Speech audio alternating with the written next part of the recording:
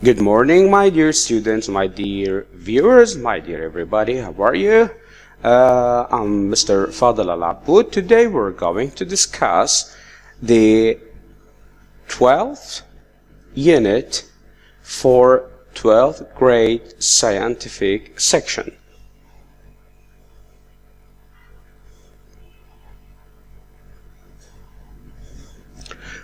Let's start first with vocabulary exercise, phrasal verbs. What do you mean by phrasal verbs? Of course, it is not, let me say, new for you because we've discussed phrasal verbs many times.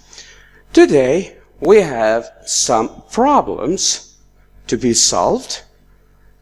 Let's consider together the first rule. There are many phrasal verbs consisting of a verb plus an adverb or a preposition with a literal meaning. Again, there are many phrasal verbs consisting of a verb plus an adverb or a preposition with a literal meaning. What do you mean by literal meaning? This means that we can understand by knowing the meaning of the word. For example, I looked up the tree, but I couldn't see my cat. Literal mean to raise your eyes up. So, look up means to raise your eyes up, and this is what I mean by looking up. Let's see the first exercise. We're going to match these phrasal verbs with their meanings. Number one, there is some chocolate in the fridge. Can you get it out? Again, there is some chocolate in the fridge. Can you get it out? Or can you get it out? Can you see the underlined words get and out? This is a phrasal verb. So, do you know what get out means? We are going to see later on, but soon. Number two, why is the towel on the floor? Please pick it up or pick it up. Again, why is the towel on the floor? Please pick it up. Number three, put on something warm. It is cold today. Number four, where are you coming back to Syria? Again, when are you coming back to Syria?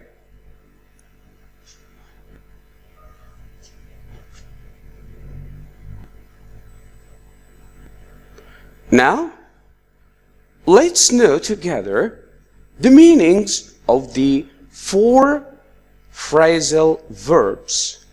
The first one, get out, get out.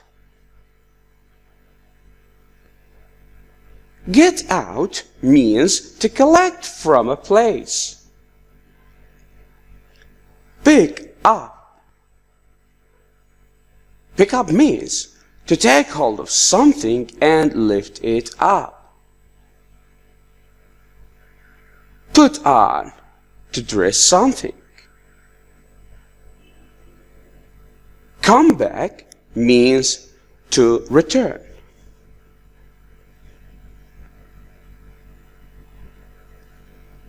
That was the first part.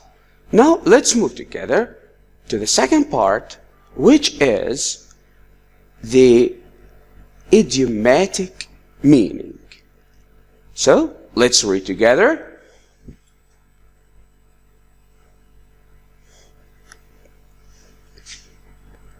However, Some other phrasal verbs aren't literal. They have idiomatic meaning. Example,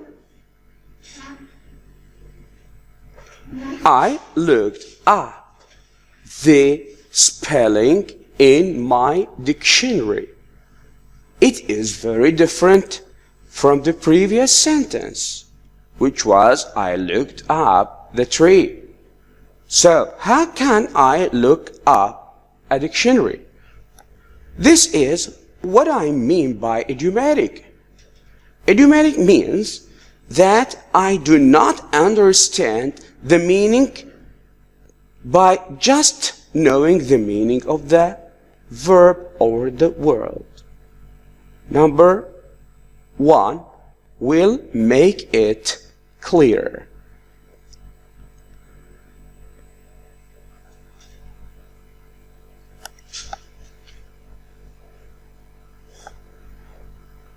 Let's see the first sentence. Will we get the book out by the end of the year? Get out. Will we get the book out by the end of the year? You remember that we said that get out means to collect from a place, right? But can we translate it like that here? Can we say that we get the book out? Where is the book? Of course, there is something different, as we said, because it is idiomatic. I'll pick you up at 5. What do you mean? What do you mean by that? Pick me up? So are you going to hold me and carry me?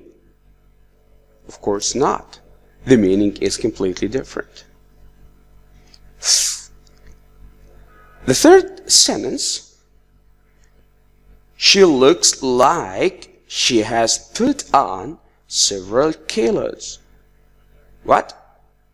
Put on? I put on a jacket, for example.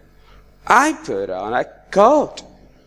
How can I put on some kilos? Put on. Keep in mind, and don't forget, because we are going to know very soon. She came back at the speaker with some sharp questions. How can she come back at the speaker? She come back from a place. This is what we all know, but there is something different in this sentence. We are going to know now. Let's have a look on the meanings of the phrasal verbs. To go somewhere in your car and collect someone who is waiting for you. Which phrasal verb can be matched to this meaning? Can you see sentence number 2? I'll pick you up at 5. Oh, now I understand. This is what you are trying to say. Pick up means to go somewhere in your car and collect someone who is waiting for you. So this is what we mean by idiomatic. Let's see the rest. To reply to somebody angrily or with force means to come back. So we will match the F sentence with sentence number 4. She came back at the speaker with some sharp questions. So she replied very angrily and maybe with a kind of being not that polite person. To gain weight. Oh, now I understand now. Put on has two meanings. The first one, which I have known before, was to wear something. But put on in this exercise has a new meaning, which is to gain weight. So you are going to be fatter if you still eat chocolate. Let's see the last meaning. To produce or publish something means, let's go to sentence number 1. Oh, it means get out. So, we will get the book out by the end of the year, means we are going to produce or publish that book. Now, you can see the clear difference between idiomatic and literal meanings. Now, together, we're going to read the following sentences and decide which phrasal verb is literal and which one is idiomatic. You can use the dictionary if you like. I will give you 10 seconds to have a very quick look at the 5 sentences.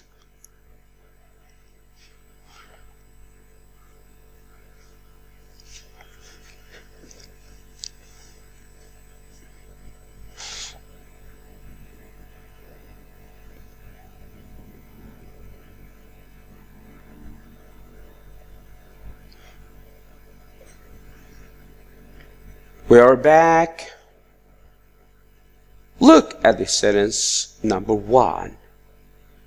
Choice A. The plane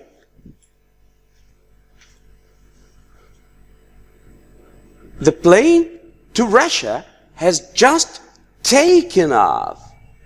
Taken off. What do you mean by take off?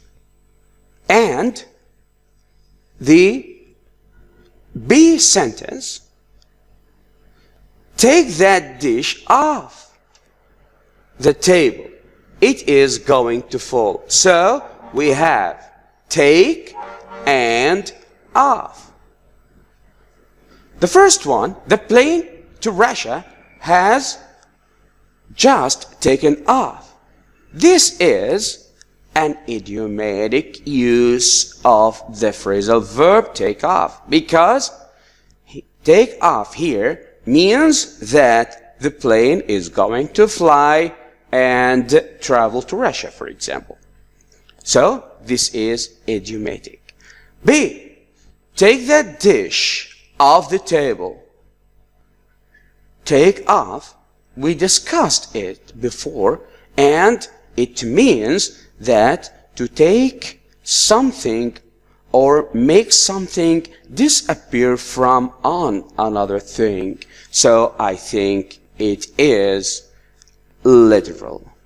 So it has the original meanings of the word take or the verb take. Number 2, can you pick up my wallet? Can you pick up my wallet? It is under your chair. So it is on the ground and I need someone to help me and pick it up for me. So what do you think? Is it literal or idiomatic? Of course, since it is under the chair, it is literal. B. My brother picked me up. So I wasn't on the floor and he raised me. Of course not. He picked me up home while he was returning from work. So he picked me up, he took me in his car, and it is idiomatic. Number 3, I looked up the term digital literacy in Oxford Dictionary. It is idiomatic. Why? Because I look up here means I searched for the term blah blah blah. B, we look up the tree. We looked up the tree and there was a hummingbird on the top branch. We looked up, so we raised our eyes, for example, or our head towards the upper side of the tree, so it is literal. Number 4, you should put on waterproof coat as it is raining. So put on here means to wear, so it is also literal. Eating too much chocolate leads to putting on a lot of weight. Eating too much chocolate, so I'm here, I'm not wearing anything, I'm eating, so putting on here means to gain weight, and it is idiomatic. Number 5, would you mind getting my car out of the garage? Again, would you mind getting my car out of the garage? Get out means it is inside and I want to take it to the outside, and it is literal. And the last sentence, the author got his new novel out last month. He published, so this is idiomatic. I hope that you can differentiate now between the idiomatic and the literal meaning of the same phrasal verb. Now we are going to move to something different, and we are going to discuss the sound linking. Can you link sounds? Can you join sounds together? The answer is yes. So, sound linking is a way of joining pronunciation of two words so that they are easy to say and flow together smoothly. Consonant to vowel linking is when one word ends with a consonant sound and the next one begins with a vowel sound. The words are linked together, and this is what we are going to explain right now. Look at the following phrases. Notice the consonant vowel links.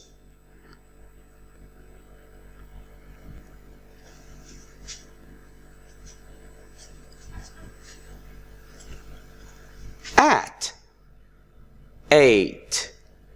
At 8. Can you hear it again? At 8. At ends with a consonant, and 8 starts with a vowel. Now we link the T sound with the E or A sound, but most students don't know what do we do to link. In fact, we omit or make the sound at the beginning of the vowel disappear so that it becomes easier to say. At 8. 8. So I started 8 with a or sound. I omit this sound and make it disappear in order to make the sentence or the word faster in spoken English. For example, let me say, how do I link at and 8? At 8, at 8, at 8, at 8 o'clock, at 8 o'clock, at 8 o'clock, at 8 o'clock. Now, let's move to sentence number 2. As soon as possible. As soon as possible. Can we link as with soon? Of course not, because we are linking the consonant vowel. Consonant vowel. So I should have consonant first, and the other word or the next word should start with a vowel. So as soon has consonant, consonant, so there is no linking. But soon as, soon as, soon, it ends with a consonant, and as starts with a vowel. So we can say as soon as, as soon as. You see, I made the sound in as disappear, but I kept the sound like soona, soona, as soon as possible, as soon as possible. Sentence number 3, an interesting film. An interesting. It becomes an interesting. Again, an interesting film. We can pronounce it in a faster way to become an interesting. You see, an interesting film. An interesting film. Sentence number 4. We have more linkings here. In fact, my dear students, linking words makes our reading or speaking more natural to natives. So try to guess what we are going to do now. Can you train yourself to pronounce them alone?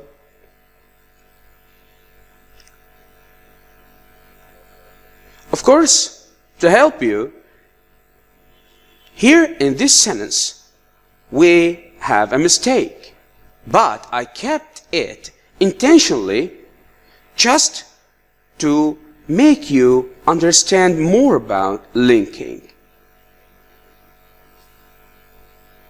In this case, we have a and k, a, k. So we cannot link them together here because I ended with a vowel and the car started with k, which is a consonant. And I said before that the link should be a consonant vowel, not a vowel consonant. So a car cannot be pronounced a car because there is nothing precedes the a sound or the sound. A car, but a car accident can be pronounced like a car accident, a car accident. At night, accident at, accident at. Again, accident at. So, a car accident at, a car accident at night, a car accident at night.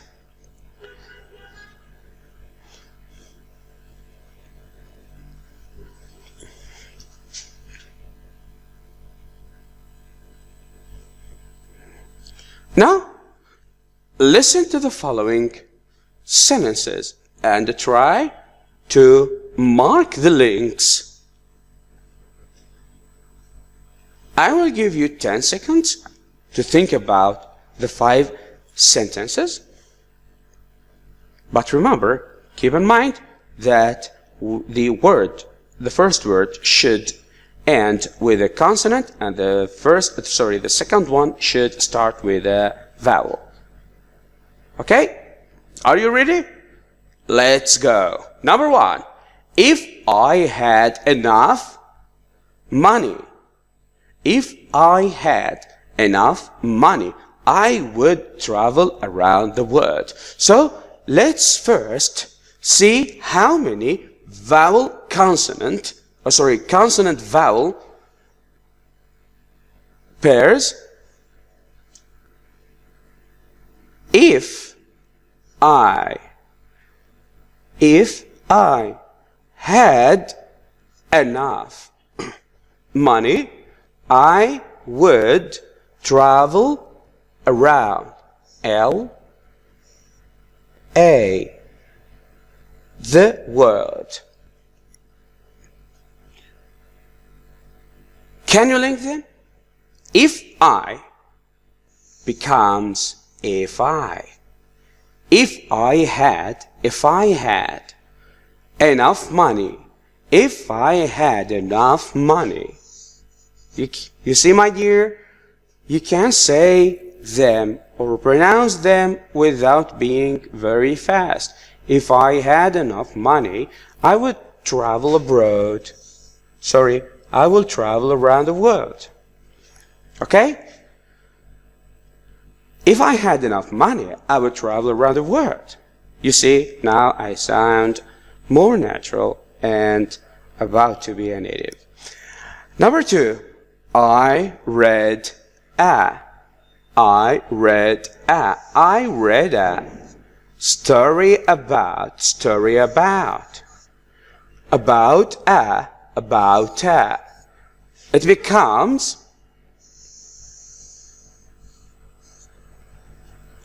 I read a story about a. Again, I read a story about a poor man who suddenly became rich. Do we have any pairs containing consonant vowel? Of course, we don't, as I can see. Again, I will read the whole sentence for the last time.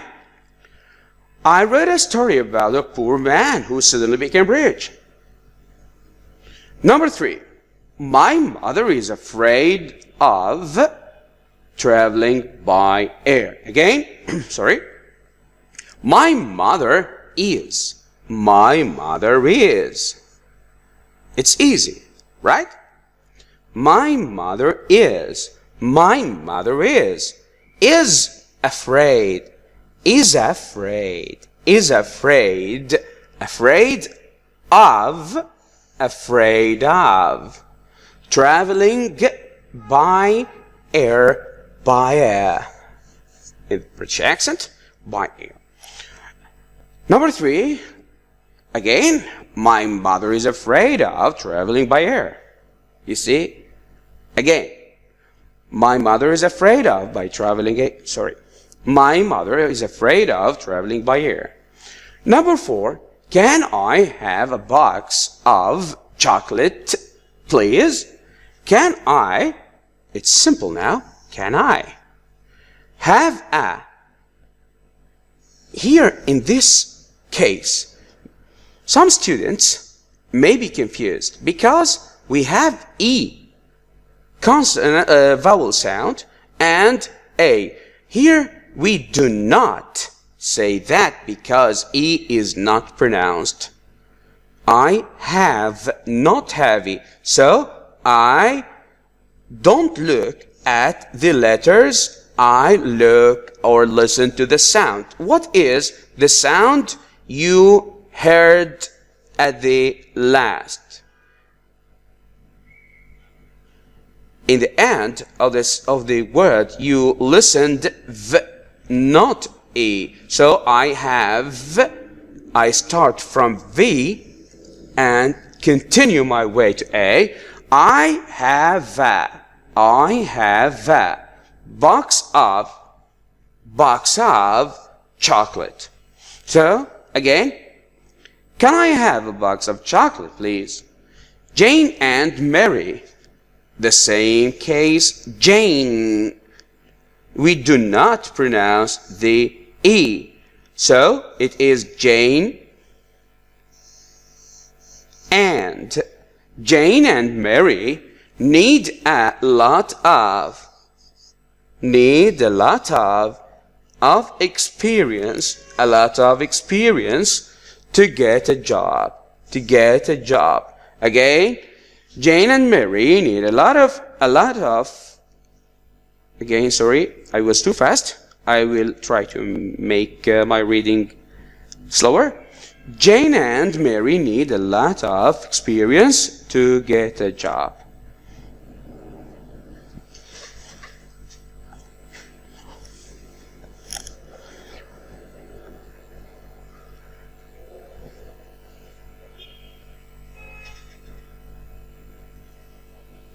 Let's move to the part which you are all waiting for, the grammar, and the last rule in the book, inversion or inversion. What do you mean by inversion? Some students may be confused to invert, but to be honest, it is too easy. When we begin a sentence with a limiting adverbial, you see, with a limiting adverbial, so there is a condition to apply inversion. Example, seldom. Seldom is a limiting adverbial, or a negative adverbial like not only. The subject and the verb are inverted. But what do you mean by inversion, or what do you mean by the subject and the verb are inverted? You know that the sentence consists of subject plus verb plus complement, for example, and the verb may contain a modal or an auxiliary and a main verb. In the inversion case, we make the auxiliary or the modal comes before the subject. This is what I mean by invert or invert. Let's have some examples.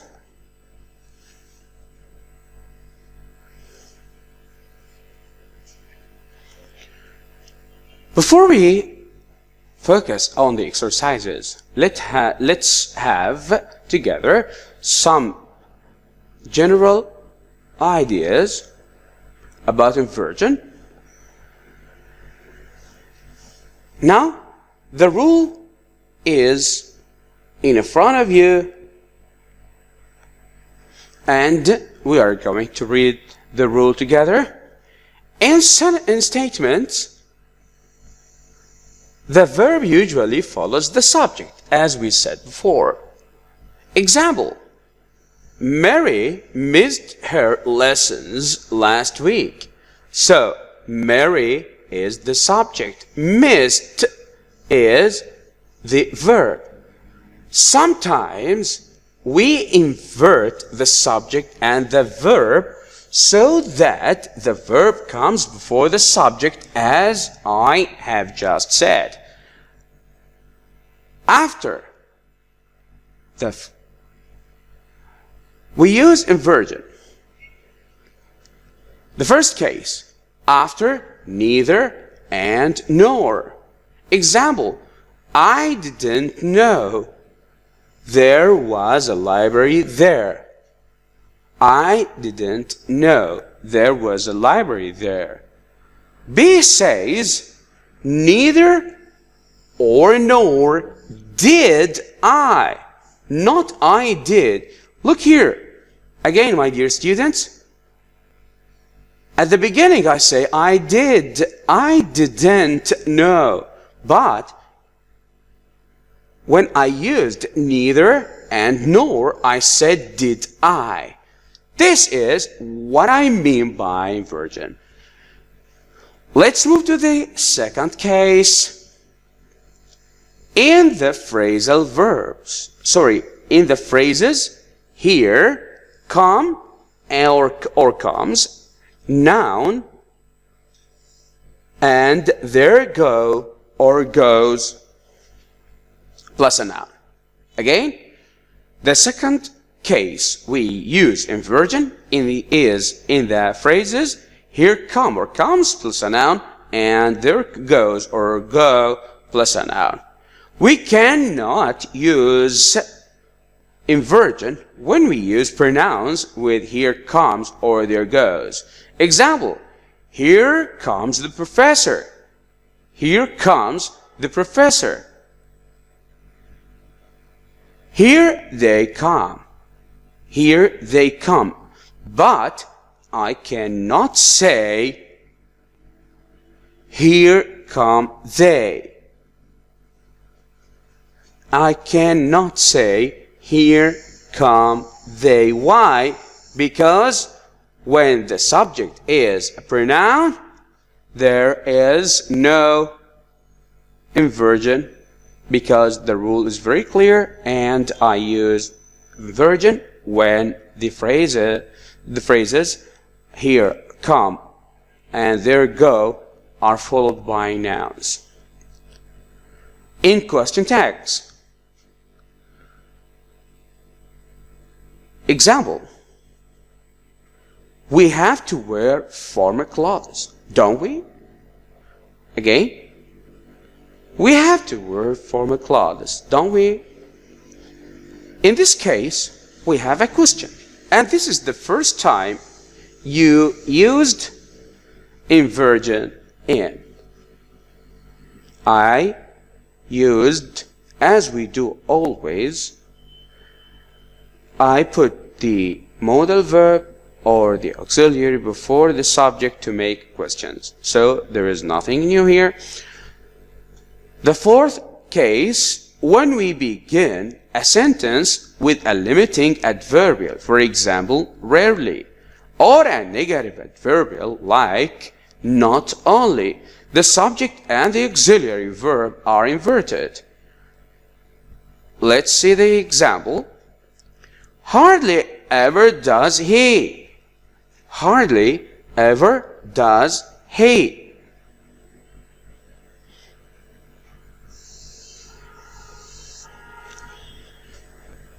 Can you see?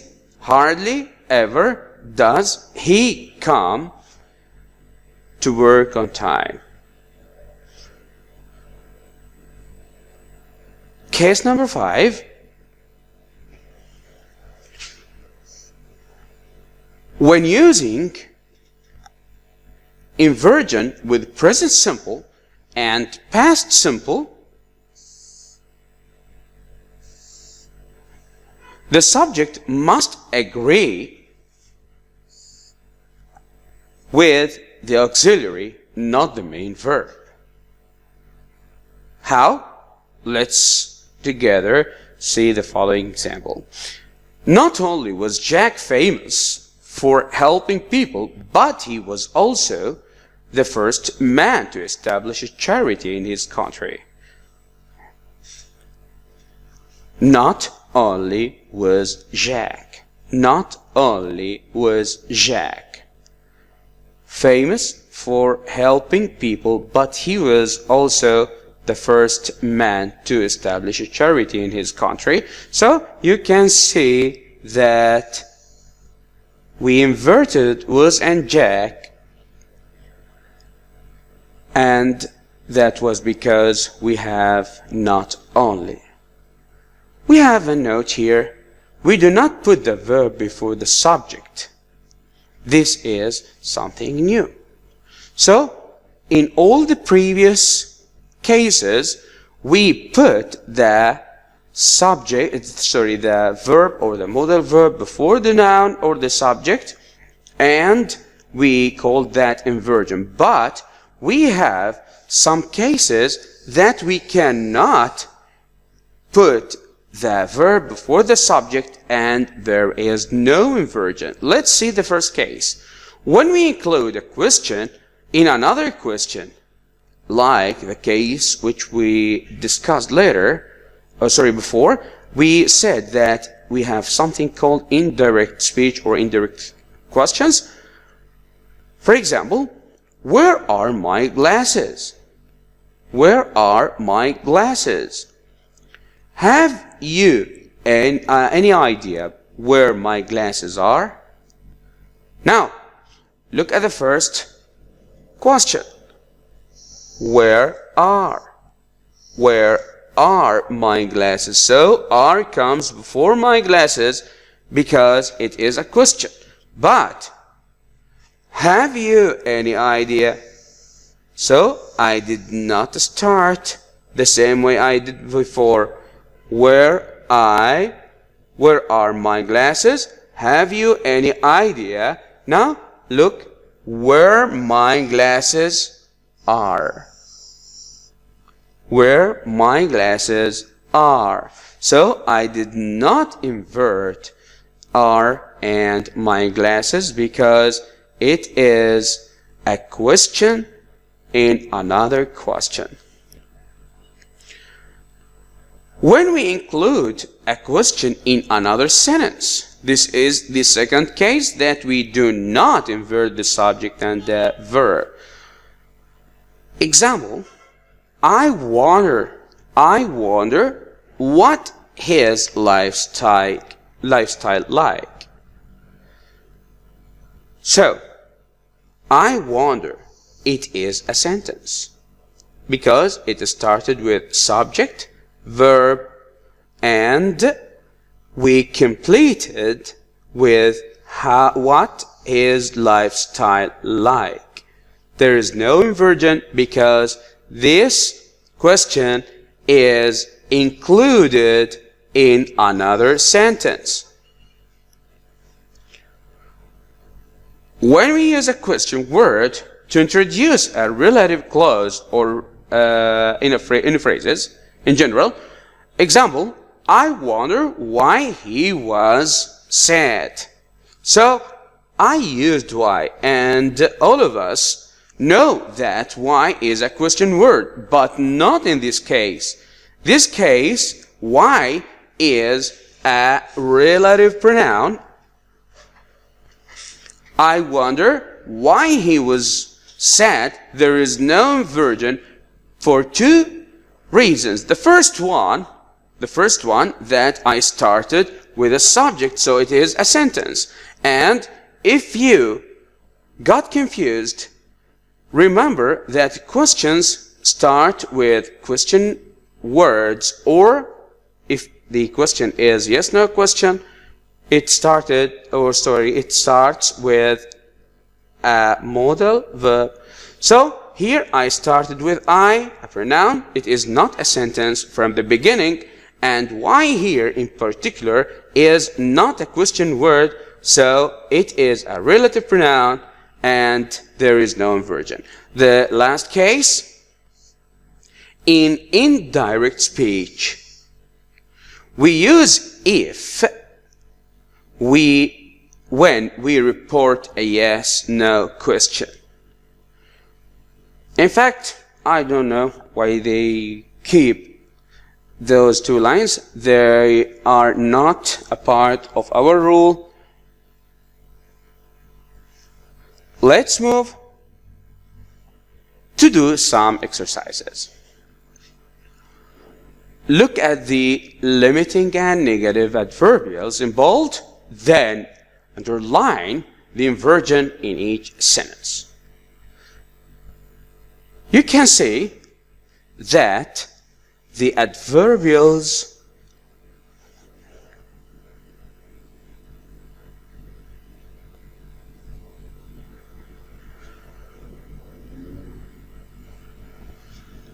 are in bold. Seldom, hardly, not only,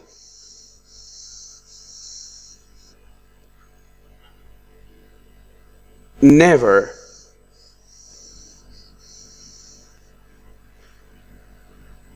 but I started with where in the fourth sentence. All the 5 sentences have inversions. Now, where is the inversion? In the first sentence. Seldom, seldom. Did they? Did they? So, I did not say they did go. I said, did they go to a football match? Number 2. Hardly had the play. Again, had is the verb or the modal verb, and the play is the subject. There is an inversion here because I started with hardly, which is a limiting adverbial. Hardly had the play started when there was a disturbance in the audience. Number 3, not only does he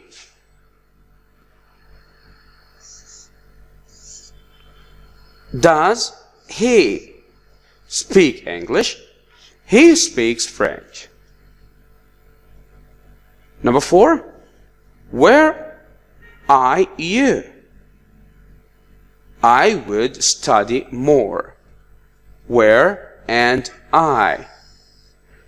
There is an inversion. There is no adverbial here, but in the case of conditional sentences, we use inversion, and in one condition if we omit if.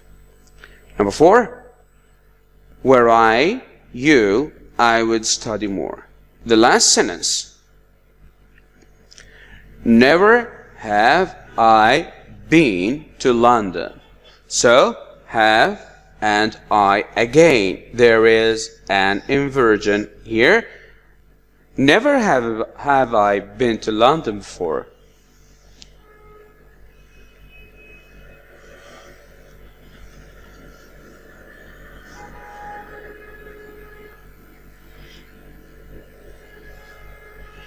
Now,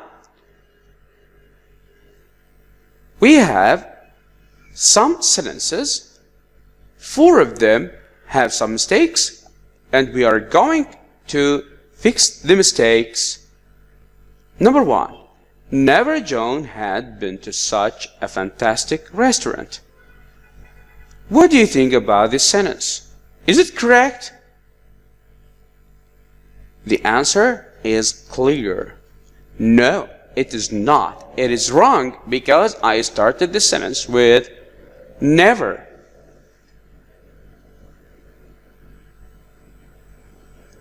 I started with never. So, John had is not correct. It is wrong. So, the sentence should become, never had John been to such a fantastic restaurant. Number 2, rarely I want to be associated with this project. Is it right? Of course not. It is also wrong. I started with rarely, so I should use do before I to make an inversion. Here we should talk about this case and remind you that I use do because I don't have an auxiliary in this sentence and I need to put do or does or did. This is of course according to the subject and the tense of the sentence. Again, rarely do I want to be associated with this project. Number 3, no sooner had they eaten dinner. No sooner had they eaten dinner than the ceiling crashed onto the dining table.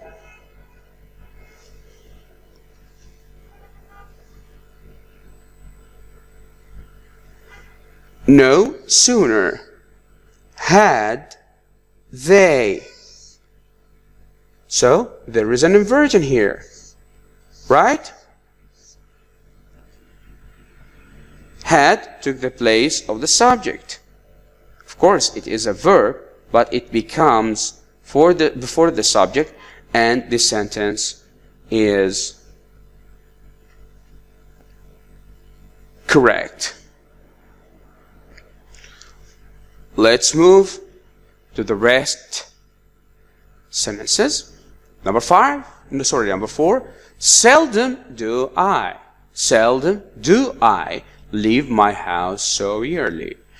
So, in this sentence, I can notice that we have seldom, do, I. So, it is correct again because we put do before I.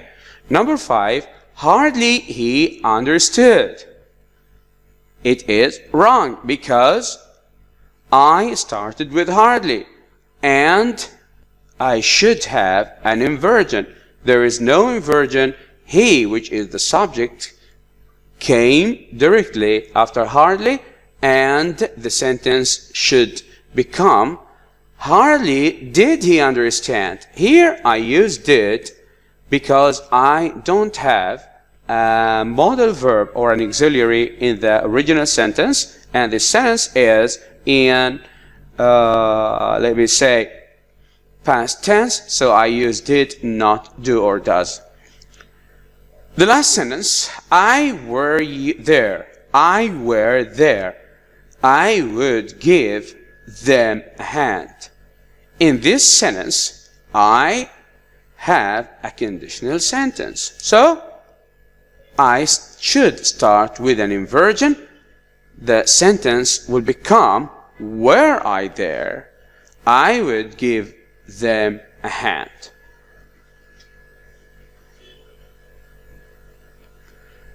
Now, I will give you 20 seconds to have a quick look at the following sentences and try to choose the correct answer.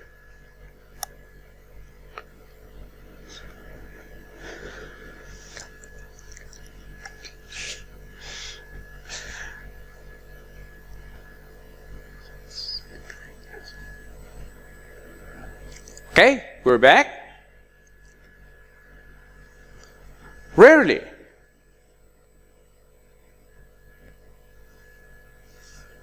Do you know rarely? Yes, of course, you do. So, rarely space anyone using carriages nowadays. Rarely you see, rarely will you see, rarely you will see, and rarely you have seen.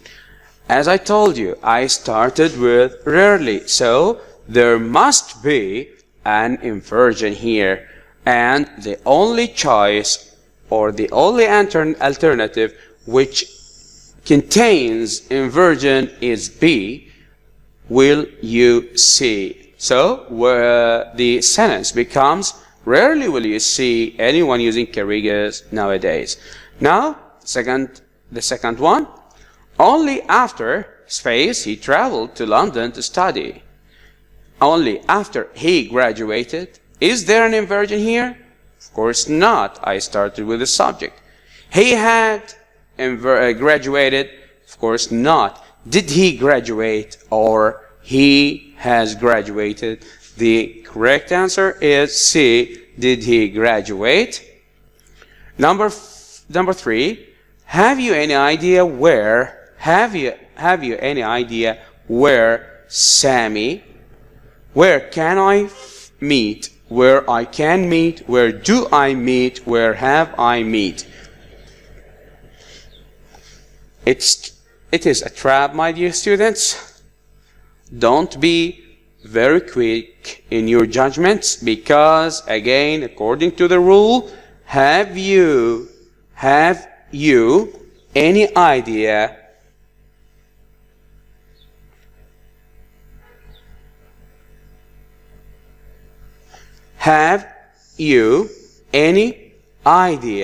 So I started with a question, okay? And I came with another or a question word, where.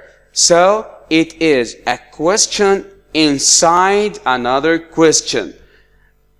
In this case, as I told you before, there is no inversion, and the correct answer is B, I can meet. My mother asked me if. My mother asked me if. So, it is an indirect question and there is no inversion. Which alternative should I choose? Had I visited, I had visited, I will visit, will I visit? Of course, the correct answer is B. If I had visited. Now, some students made a simple mistake and looked at the C alternative and said, I will, subject and verb, because there's no inversion, but pay attention that it is an indirect question. I said asked, so I should complete in the past. The correct answer again is B. Number 5, there goes to hold a meeting.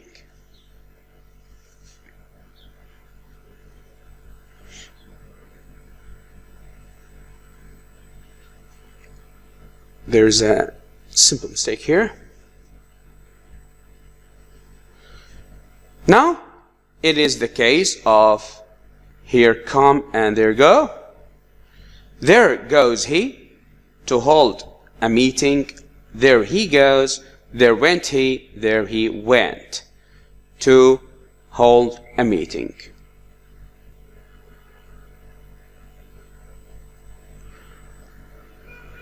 Of course, in this case, we do not have inversion because the subject in the sentence is a pronoun.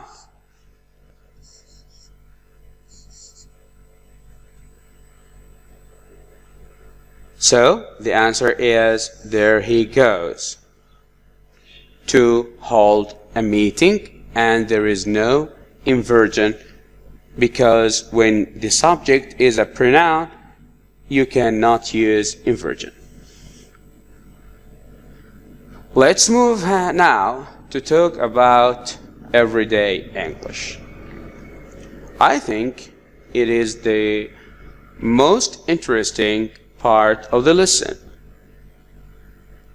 Everyday English. Today we're going to discuss asking for, giving, and refusing permission. What do you mean by permission? Permission means to make someone agree that you do something. For example, you are in the class now and you want to go out to drink some water, for example. What do you say?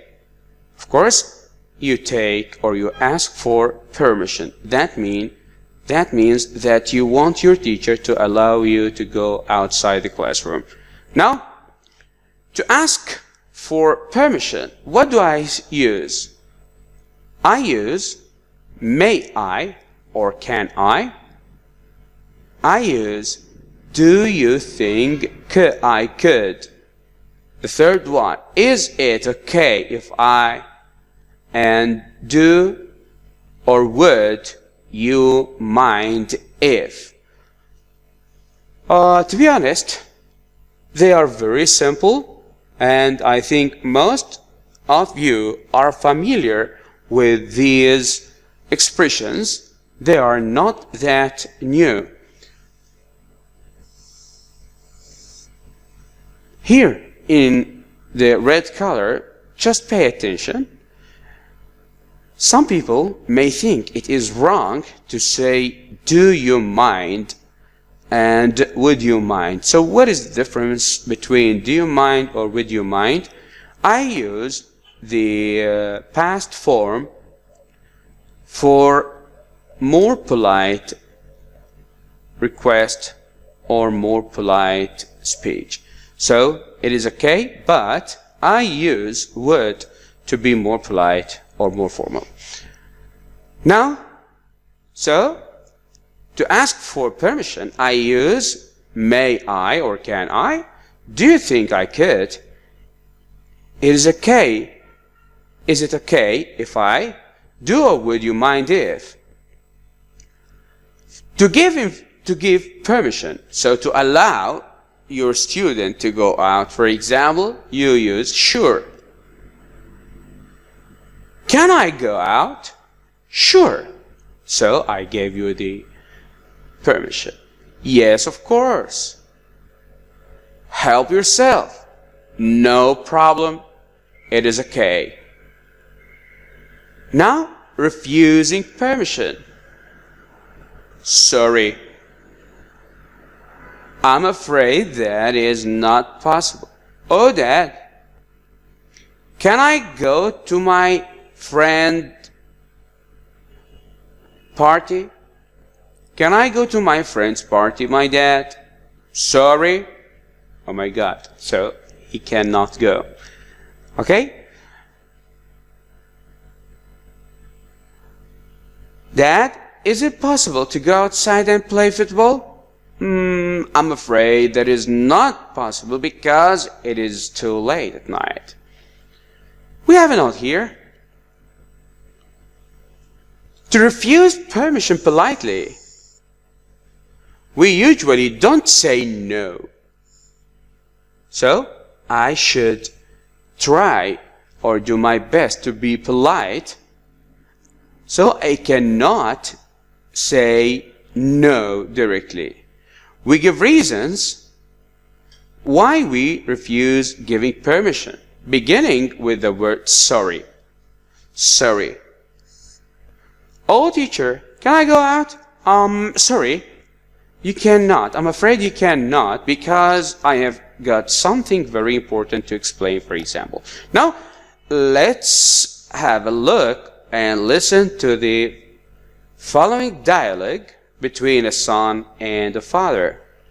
Son, Dad, can I go out tonight?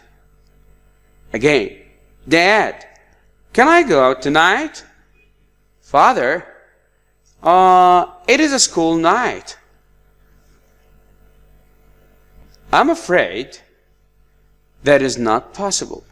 Son, Dad, all my friends are going to the game. Father, I'm sorry.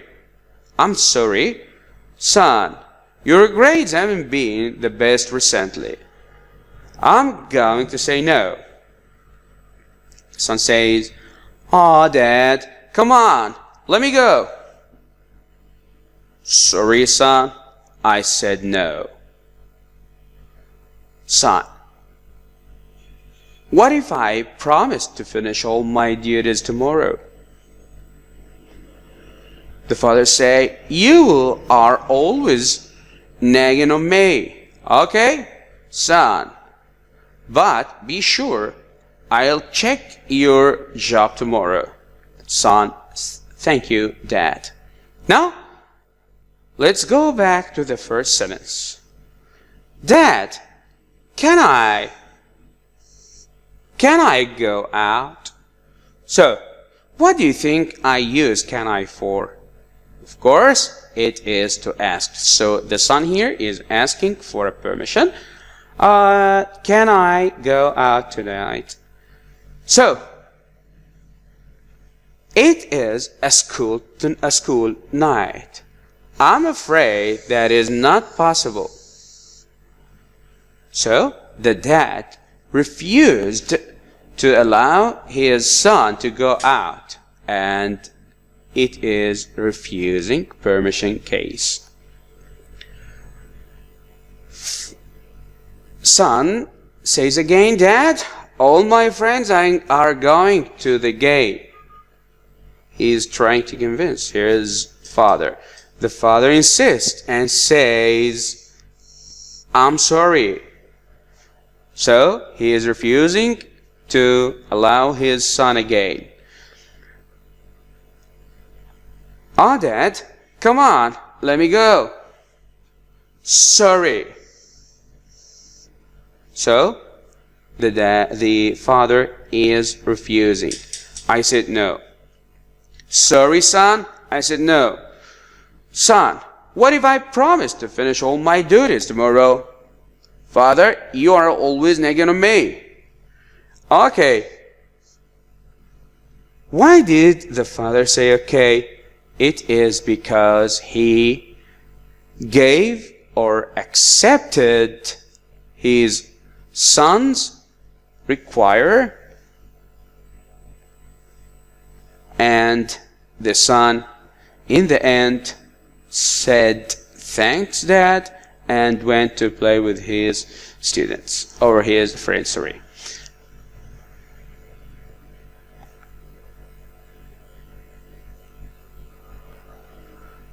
Now we will have two dialogues, and we are going to apply what we have just learned about giving, asking for, giving, and refusing permission. Look at the box. I'd prefer if you didn't. I'm sure I can. No problem. Please feel free. Would it be possible for? Would you mind? We are going to choose one of the phrases in the blue box and apply them or put them in the sentences. Now we have the first dialogue between A and B. A, space, if I came late to work tomorrow. Which one is suitable in your opinion? Would you mind? Would you mind if I came in late tomorrow? Would you mind if I came in late to work tomorrow? So, the clerk, for example, is asking his boss for a permission. Now, let's see. Is the boss going to accept, or is he going to refuse? I'm afraid. So, he refused. I'm afraid I'd prefer if you didn't. What if I work overtime tonight? B, well, I really need you for the meeting tomorrow. Is there any way you can do whatever it is you need to do later? Let's move to a new, we are in the same dialogue. If you put it that way, figure something out. If you put it that way, I'm sure I can figure something out. Thanks, I appreciate it. Now let's move to another dialogue between a student and his teacher. Student, space, me to have a few more minutes to review before quiz? Would it be possible for me?